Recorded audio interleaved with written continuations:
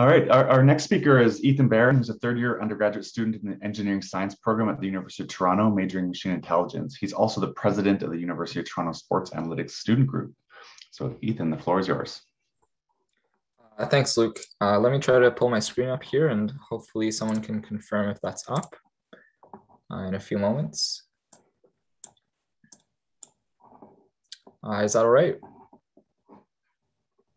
Looks good. All right, thanks very much. Before I start, I wasn't planning on talking to this, but I'd just like to thank you, Mark and Scott, for the discussion about diversity. As the president of the Sports Analytics Club on campus, it's obviously something I've noticed too and am mindful about, and I appreciated you bringing that up. So anyways, as was mentioned, my name's Ethan Barron. I'm a third-year student at the University of Toronto, majoring in engineering science. And this is a project that I worked on this past summer under the supervision of Professor Timothy Chan, as well as Nate Sandholz, who I think is here, so thanks, Nate. And also a collaboration with Toronto FC and specifically Devin Pluler, who's their director of analytics. So thanks to Devin as well. This project is titled Predictive Value of Off-Target Shots in Soccer. And I guess I'll get right into it. As you can imagine, measuring shooting skill in soccer in terms of the player's finishing ability is a very significant and valuable opportunity in soccer analytics. Historically, people look at metrics like goals, shots on target to try to evaluate this. But these metrics have some kind of issue in that not all shots are created equal, right? A player who scored from a lot of penalty kicks that might not reflect as big a skill, as good as shooting skill as a player who's shot from more difficult situations and scored the same amount of goals. And so this kind of led more recently with the advent of analytics and tracking data to the development of pre-shot expected goals models, or pre-XG. And these models take into consideration the shot situation and assign a value describing the probability of the shot resulting in a goal. And this plot here, you can see the two small red dots are kind of the goalposts when you have a bird's eye view of the pitch. And you can see kind of this contour showing you the effect of shooting from different parts of the pitch on the probability of scoring in these pre-shot expected goals models. In addition, there are also post-shot expected goals models, which take into consideration the shot's trajectory and assign the probability of the shot scoring. And both of these models are used in two kind of newer metrics. The first one of them is called GAX, or goals above expectation. You calculate that by doing goals minus the pre-shot expectation for a shot. And so the nice thing about GAX is that it places players on kind of equal footing in terms of the quality of their situations versus the number of goals that they've scored. In addition, there's a metric called EGA, or expected goals added. And that's calculated using the post-shot expectation minus the pre-shot expectation for a shot.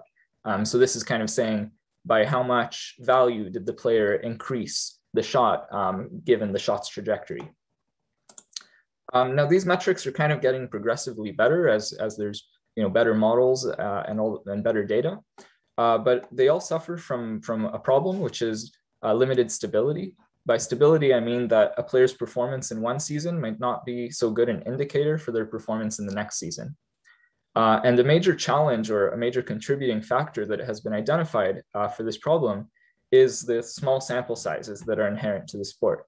Whereas in the NBA, you might see players shooting hundreds, maybe thousands of times a season. In soccer, few players would shoot more than, let's say, 50 times in a season. And so this kind of really brought us the idea and the notion of making sure that we're using all the data that's available to us in a shot.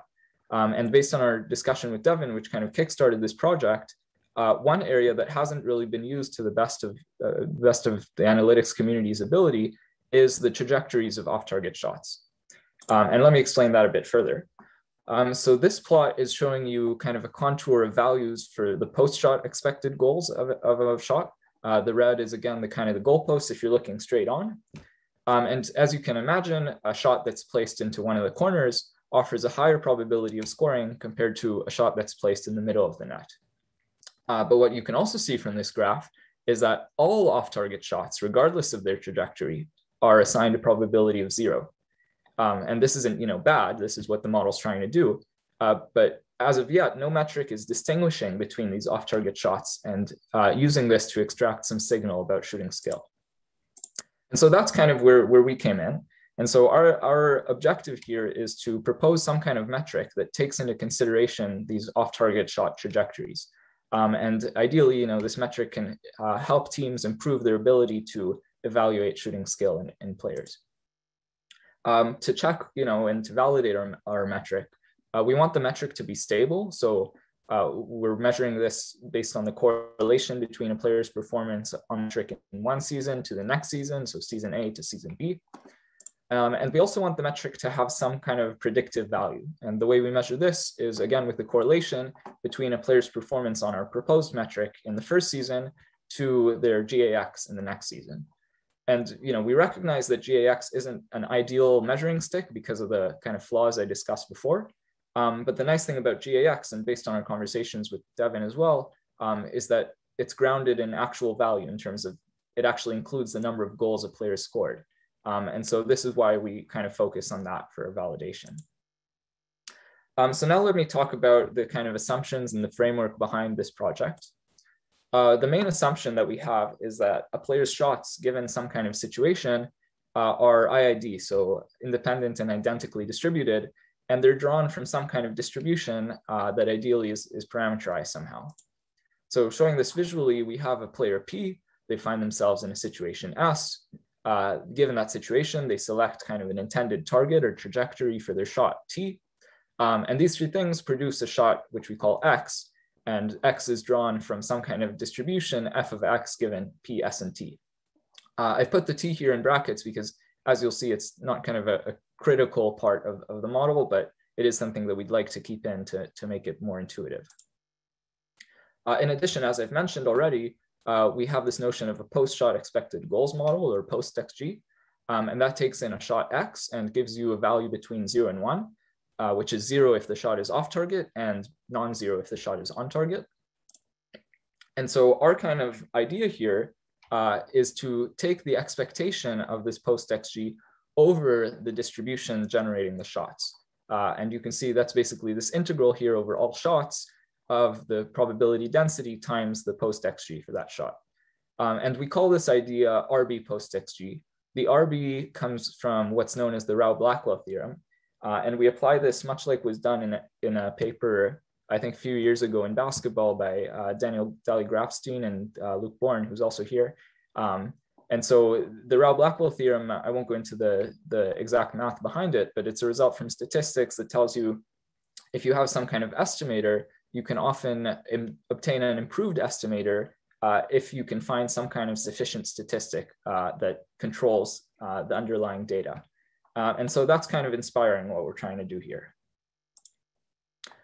So, given this framework, we put together a synthetic example to try to demonstrate the potential of this idea. In the synthetic example, we treat shots as only looking at their end y coordinates, so left to right. And we assume that they're generated from some kind of normal distribution with a mu and a sigma. And you can think of the sigma as being kind of the execution error that's inherent to each player. And we also develop some kind of post-shot expected goals formula that only uses the end y coordinates. Specifically, we have it kind of be a quadratic model, of course, chopped off at the ends of the nets and 0 outside of that. And so given kind of the mu and the sigma, and especially the sigma for different players, we can generate shots using this normal distribution, say n shots. Once you have these shots, and by shots I mean end y coordinates, once you have these, you can compute the post-shot expectation using the formula that we've invented. And then once you have these post-shot expectations, you can also simulate whether or not the shot resulted in a goal simply using a Bernoulli trial. And so this gives rise to two metrics. The first of them is kind of raw shooting percentage, which is simply the number of goals that were simulated over the number of shots taken. And the second of them is simply the mean post-shot expectation for all the shots. But what we kind of add here, the next step, rather than calculating these kind of values per each shot and taking the mean, we're basically saying, let's fit a normal distribution to the observed data and try to imagine what these parameters mu and sigma are, and we call them mu prime and sigma prime, right? And then we calculate directly what is the mean post XG for this kind of fitted normal distribution with the fitted parameters. And we call this RB post XG for these slides, or RBSH, which is Rao-Blackwell's shooting percentage. And so this plot is showing you that with each of these steps, from shooting percentage to mean post XG to this RB post XG or RBSH, you see some improvement in terms of not that the predictions are getting more accurate, but they're getting more precise. So if you do this kind of process a bunch of times and take the standard deviation plus or minus 1 standard deviation of the estimates, this is what we're plotting here. And you can see that the variance is getting smaller with each of these metrics. And so this is saying, this idea of that's inspired by Rao-Blackwell, where we look at the data generating process and underlying the shots, offers potential. And now the question is, okay, how do we implement this in practice? So the data that we used to try to implement this was obtained via our partnership with Toronto FC and provided by StatsBomb. So a big thank you to both of those parties for making this available to us. And the data which is collected by StatsBomb is shot event data. We have over 57,000 shots in our database from 15 seasons of 6 different leagues, including the MLS, Major League Soccer, where Toronto FC plays. This plot is showing you the shot end coordinates. So again, over kind of the front of the goal with these goalposts for one season of data, the 2018 Major League Soccer season. And one thing I'll note here is that when using the shot end coordinates, in some cases for saved shots, we had to kind of impute the shot trajectories and try to predict, okay, where it would have crossed the goal line had it not been saved. And so, okay, trying to come up with our metric in practice now. So we look at the shot ends Y and Z coordinates. You could also maybe look at other things, such as the shot speed, but we felt like these were the most important attributes and the most reliable attributes that we had in the data. So as our shot generating process, or our model for how the shots are generated, we assume that they come from a Gaussian mixture model, or GMM. This notion of Gaussian mixture model, probably many of you are familiar with it. A Gaussian distribution, also known as a normal distribution, you can have, in this case, it's in 2 dimensions. So there's some kind of covariance matrix. Each of the M components in the mixture model is one of these 2D Gaussian distributions, and also has a certain weight, and the weights add up to 1. And so you could think about when we want to draw a shot from this shot generating process, first you pick a component based on the weights, and then you sample a shot from that component's respective Gaussian distribution. And so this GMM allows us to calculate what we call the P sub i's, which is essentially the probability that a shot comes from component I of the GMM. And you can do that simply using a formula with the probability densities. In addition, we calculate what we call C sub i's, which is the expected post XG for each of the components. So for component I.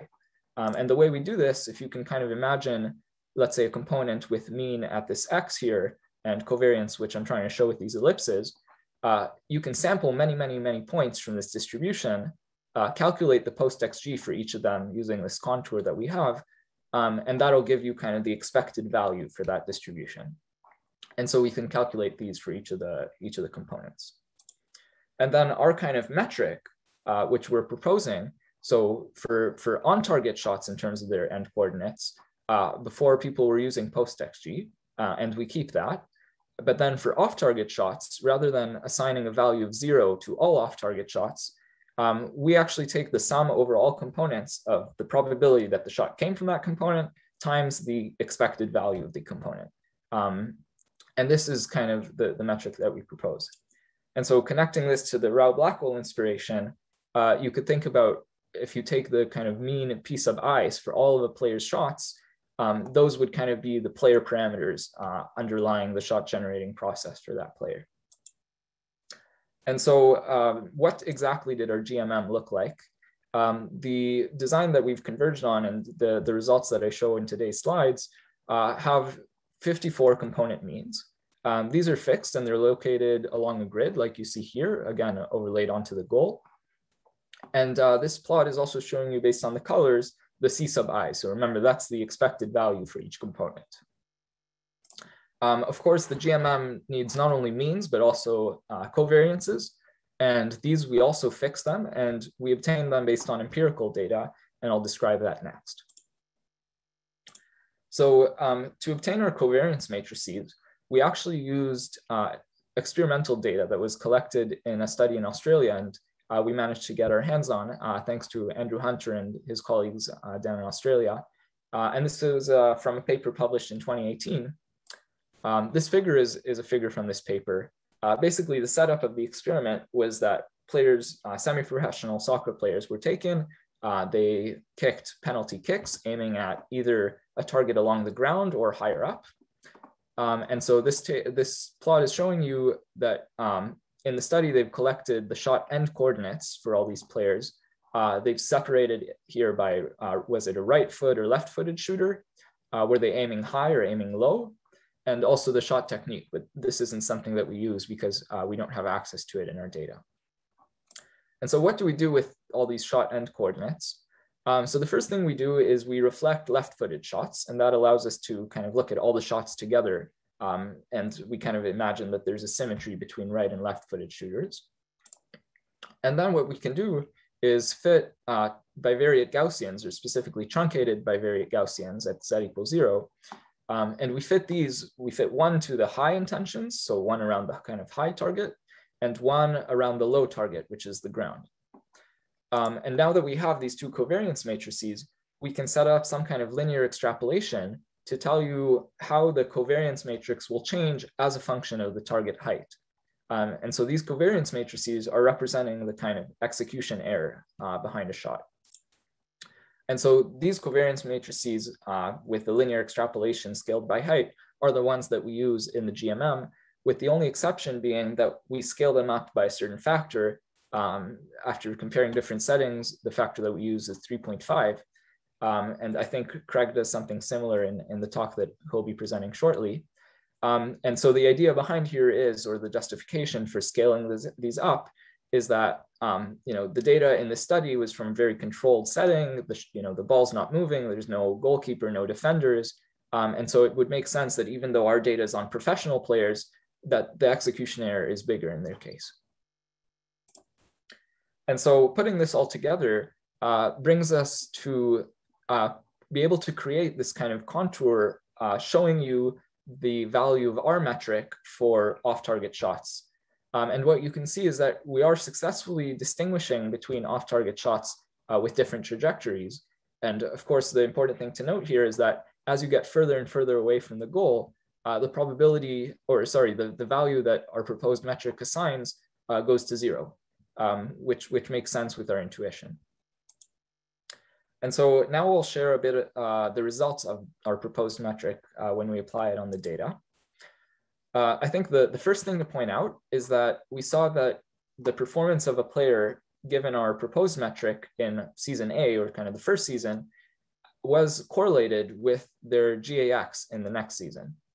And our correlation coefficient was around 0.45, in contrast with kind of previous efforts to model GAX, in which case very often the correlation you'd see is going to be negligible. In addition, our proposed metric was also significantly more stable than some of the previous metrics, GAX, EGA. You can see that the correlation from one season to the next for our metric, for a player's performance, was above 0.5, whereas in the past, you could sometimes even find negative correlation. And so, these results are promising in a sense because they meet our two objectives of stability and predictive value, and also allow us to discriminate between off-target shots in an intuitive way. But of course, there's always room for improvement. And even though it sounds like we have a lot of shots, over 50,000 shots, more data would always help. And in particular, there aren't that many players who have enough shots in the database for us to really feel like we're effectively modeling their shot generating process. And so more data, players that have more shots, this would always be helpful. In addition, one thing I'll note is that, remember in the assumptions in the framework, we kind of had this step of there's player situation, then they pick an intended target, and then the shot comes from some kind of execution error around that. And at least this is how we like to think about things. But if you look at our model, it's almost like we're saying, players pick one of these means to aim at, and then there's execution error around that. But of course, no player is actually aiming to shoot off target, or at least I'd like to think no player is actually aiming to shoot off target. And so, we noticed that parsing out the intention of a shot and the execution error was rather difficult. And even though we've tried different approaches for this, I think it remains a challenge and room for future research. In addition, one thing we don't do a whole lot of is distinguishing between different shot situations.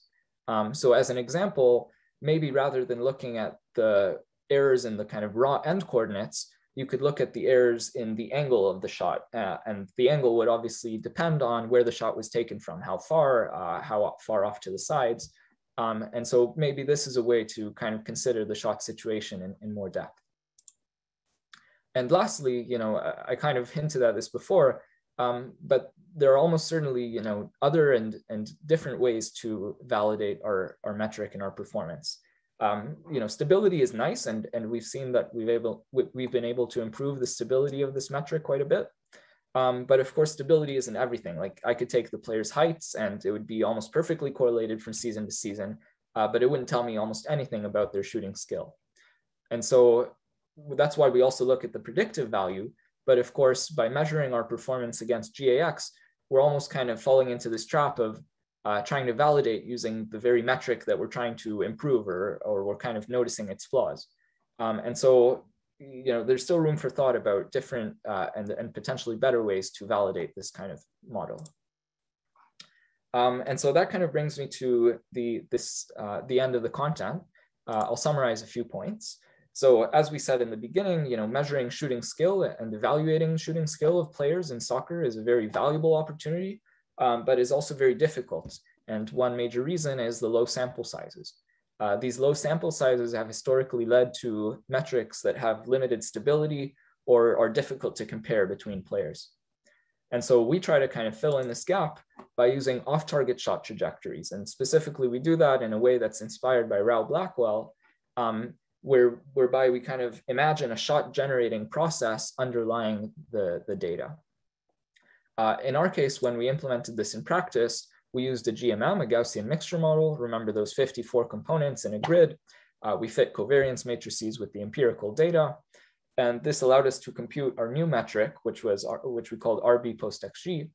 And we saw just on a slide or two ago that this metric has increased stability and predictive value compared to the previous metrics. However, we also noted that this remains a challenging problem in soccer, and obviously sample size is still an issue, as well as this question of decoupling and parsing out the intention from the execution error associated with the shot. And this is what really leads me to believe, like, if we can apply this kind of idea with the Rao Blackwell inspiration and this data generating process, if we can successfully apply this in soccer, that really shows, in fact, the promise more so in other sports and in other contexts where maybe these questions aren't going to be as problematic. For example, in basketball, sample sizes are bigger, and you also know where a player was aiming with pretty great certainty. And so, maybe the lessons that we've learned from this project could be successfully applied in other sports and other contexts. So lastly, I'd just like to acknowledge a few people. Obviously, thanks to StatsBomb for sharing the data, and Toronto FC and the Maple Leaf Sports and Entertainment for kind of making this partnership possible. In particular, Farah Bastian for her kind of support and advice throughout this process. I'd also like to thank NSERC, obviously, for the funding for this project, and Andrew Hunter, as I mentioned, for providing us the data for their study. And that was very useful. So that brings me to the end of my talk. I look forward to answering your questions, and I'd also love to connect after the talk. You can find me on LinkedIn. My name is Ethan Barron. Awesome. Thanks, Ethan. This was fantastic. There are a couple questions coming in the Q&A. I don't know if you're able to pull those up. If not, I'm happy to read them out to you. And also one hand up. All right. I've pulled up the Q&A, so I could try to go through those first. Is that all right? Perfect. Okay.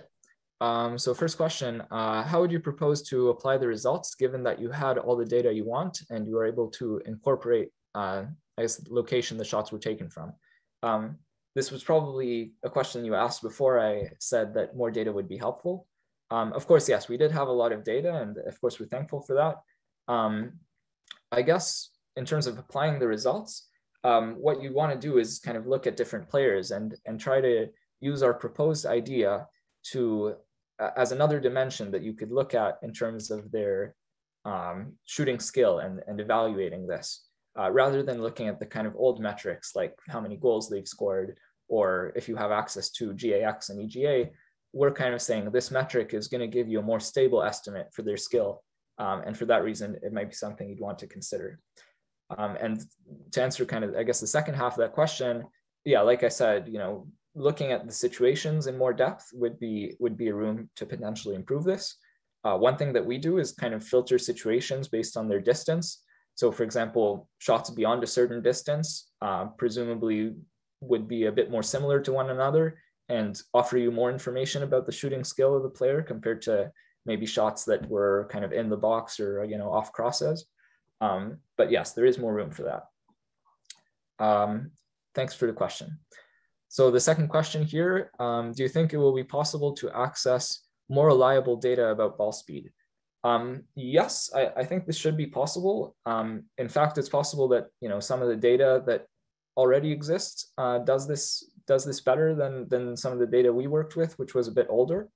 But yeah, I'm also not entirely sure. I think actually from the previous talk, I'm almost certain that SportLogic, this is a problem that they've worked on and probably have a good solution to, if they were able to kind of track the ball and generate those rendered images. So I don't know, maybe Sam could kind of comment on that, but yeah, I do think this should be possible, if not already, then in the near future.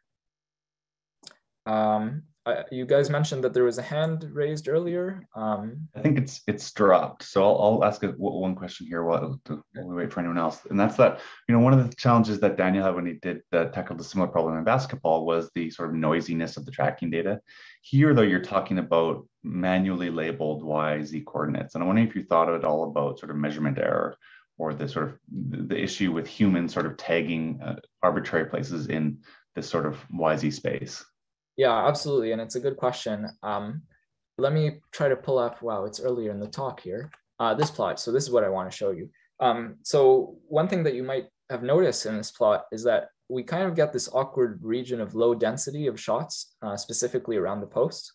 And, you know, this is one example of what you're talking about, where because this data and the end coordinates are kind of being collected manually, just the system in which the shot end coordinates are being collected, and we spoke with Devin and StatsBomb about this, kind of makes it easier to press significantly above where the posts are in real life. And so, yes, we did kind of try to account for this. In fact, these coordinates that I show here, we've actually corrected them or tried to kind of correct them and look at the biases in the measurement process to try to obtain better estimates of the shot end coordinates. But yeah, absolutely, good question. Awesome. Well, I don't see any other questions. So thanks so much, Ethan. This was a great presentation and very, very thought-provoking. Awesome. Thanks. Thanks very much. And I'd just like to mention thanks to NESSIS for having me. This was a great opportunity, and I'm really enjoying these other talks as well. So thank you very much.